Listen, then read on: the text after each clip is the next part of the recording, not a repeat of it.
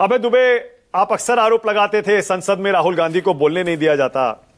आज आपको कोई शिकायत तो नहीं है? आज तो बोला उन्होंने पूरा।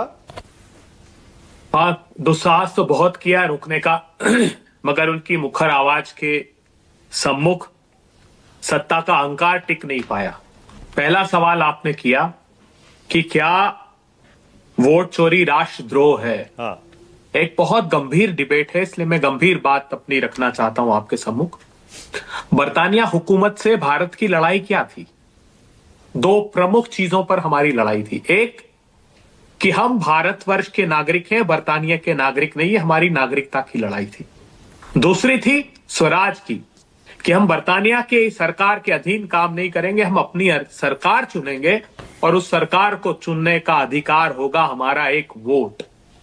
ये दो बातों को लेकर हमने मुखरता से लड़ाई लड़ी, अपने प्राणों को आहूत करके भारत मां को आजाद कराया। आज दुर्भाग्य है कि 75 वर्ष बाद फिर से भारत मां को इन दोनों दृष्टिकोणों से गुलाम बनाने की कोशिश की जा रही है।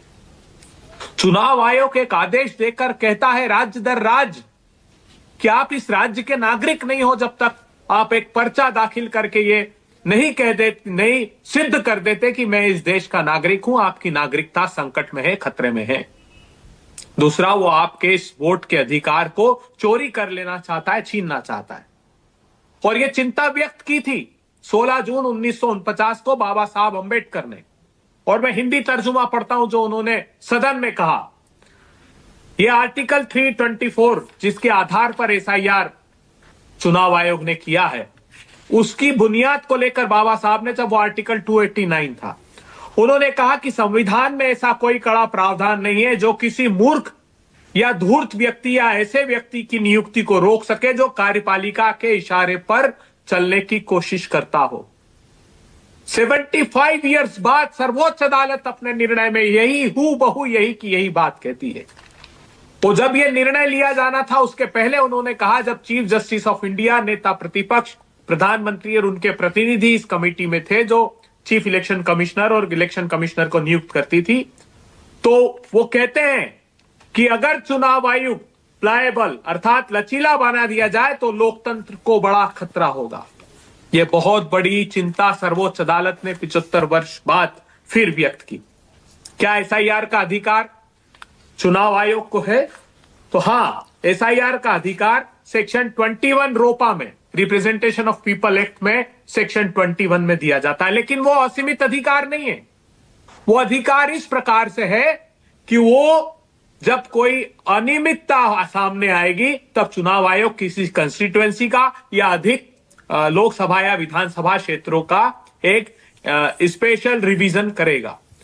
लेकिन आश्चर्यचकित बात है कि यह पूरी की पूरी प्रक्रिया संविधान के कसौटी पर अगर आप परखते हो तो अवैधानिक है। मैं इसलिए कह रहा हूं कि आर्टिकल 327 वो कहता है कि भारत की पार्लियामेंट चुनाव आयोग के कानून बनाएगी।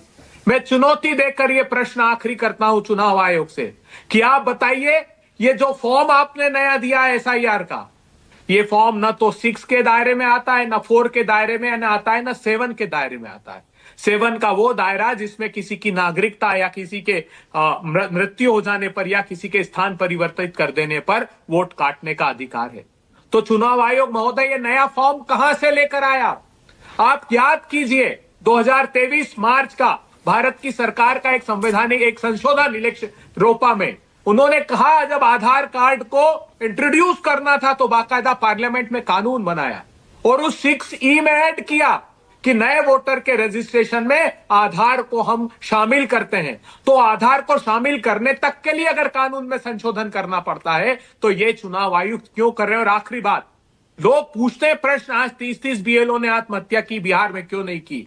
आपके शो पर मैंने उस समय भी कहा था कि बिहार में जो हुआ है वो जब भी सरकार जाएगी, सीबीआई जांच होगी तो 80% लोग सलाखों के पीछे होंगे, क्योंकि ये कह दिया गया बीएलओ को कि आप अपने हस्ताक्षर कर दीजिए। एडवर्टाइजमेंट तक प्रकाशित किया कि कोई कागज नहीं हो तो भी फॉर्म सबमिट कर दीजिए। और नियोजित रूप से जिनके वोट काटने थे काटे गए, औसत 26,000 एक कंस्टिट्यूएंसी के वोट काटे और पूरा का पूरा चुनाव चुरा लिया गया। बिहार का चुनाव चुरा लिया। इस देश के चुनाव पर अब ये आक्रमण करना चाहते हैं, प्रजातंत्र पर आक्रमण करना चाहते हैं वो कांग्रेस पार्टी, प्रतिपक्ष के सारे राजनीतिक दल, अखिलेश यादव हो या टीएमसी, कोई भी दल इस बात की अनुमति अब अबे जी सरकार एक को सेकंड, देगी। ओके, देखिए मैंने आपको बिल्कुल नहीं रोका, आपने अपनी मन की बात कह दी पूरी।